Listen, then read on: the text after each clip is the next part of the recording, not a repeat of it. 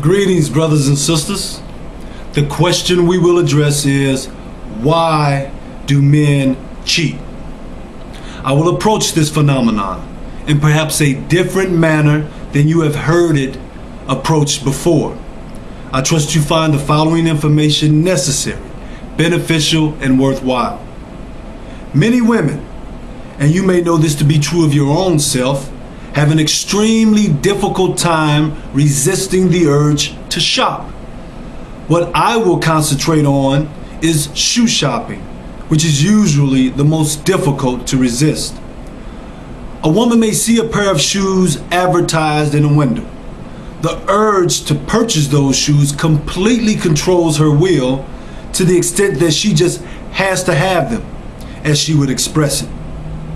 Even if she has just recently gone shoe shopping, or even if she has one or more pair of shoes very similar to the pair she sees in the window, she still has to have those shoes. Women will let you know that there is no force on earth that will stop her from shoe shopping. Even if she is short on cash, she will borrow money to purchase a pair of shoes. If she gets paid Friday, and let's say she sees the pair of shoes today, which is a Sunday, 5 days before she gets paid, she will still borrow money to get the shoes today. She will tell her girlfriend, "Child, I need the money now because these shoes are so hot, they ain't gonna be here by the time I get paid Friday." Can any women witness me? Now, this is very, very important. She does not feel that buying that pair of shoes or going shoe shopping in general is an affront to the other shoes she has. She already has several pair of perfectly good shoes that she loves and has had for several years. Yet she has to go shoe shopping anyway. She doesn't feel as though she is betraying her other pairs of shoes. I trust the women listening can identify with this situation. If you're saying to yourself, "I don't know what you're talking about. I don't have an urge to shoe shop like that." Fair enough. This message is not applicable to you then. But if you are one of the many women who can identify with this kind of irresistible urge, I trust the previous and following points resonate. Very simply, my dear sisters, men who cheat do so primarily because of the same irresistible urge. It is just as, if not more difficult for some men to resist cheating as it is for you to resist shoe shopping. Let me quickly add that I am in no way, shape, or form defending or justifying a man's cheating. I am simply trying to help women understand the psychological and emotional processes that take place within a man who cheats. Just like you don't feel that shoe shopping causes any harm to your other shoes or means that you love your other shoes any less, he doesn't feel that cheating infringes upon his committed relationship either, despite how much it hurts you after he gets busted. Certainly, there is an enormous difference between the magnitudes of the two situations.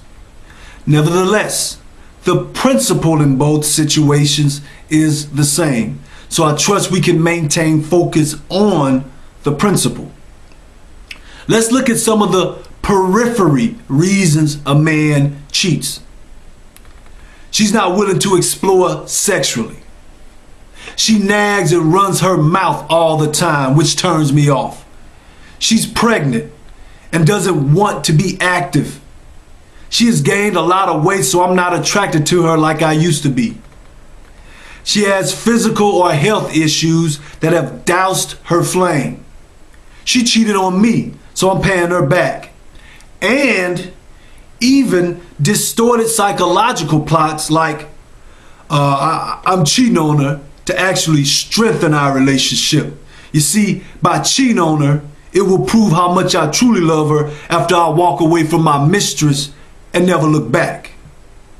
Unfortunately, my dear sisters, men have been known to employ such twisted tactics. Another reason, or excuse if you will, to keep in mind is the expression, variety is the spice of life. What he is saying to himself, whether he is conscious of it or not, is, I don't love you any less, baby. I simply wanted some variety, so I engaged with Miss So-and-so. Heck, you like pepperoni pizza the best. But every now and then when we have pizza, you order something different, right? Although they may be pathetic, these are some of the periphery reasons men cheat. But what we want to stress is that even if none of these things are going on, and if circumstances are absolutely ideal in the relationship, he still may cheat. Therefore, we are dealing with the root cause behind these devastating effects. In other words, we want to make painfully clear the real reason men cheat. Now, women can't or simply refuse to attempt to resist the urge to shoe shop for two primary reasons: greed and or vanity. Greed and or vanity. Men can't or simply refuse to attempt to resist the urge to cheat for one primary reason. His will at that time is totally and utterly controlled and dominated by his lower carnal appetite. His will at that time is totally and utterly controlled and dominated by his lower carnal appetite. When blood rushes to that part of his anatomy, it can be extremely difficult for a man to resist relieving himself of the energy that has culminated there, particularly if a woman presents the opportunity for him to do so. Again, I want to stress that I am not making excuses for or defending a man's cheating. I am only trying to help my dear sisters understand why he cheats. So, my dear sisters, if you can appreciate how difficult it is for you to snatch your will out of the hands of your objective mind when it comes to the urge to shoe shop, I trust you can appreciate how difficult it is for a man to resist his sexual urge, despite the difference in magnitude in this comparison.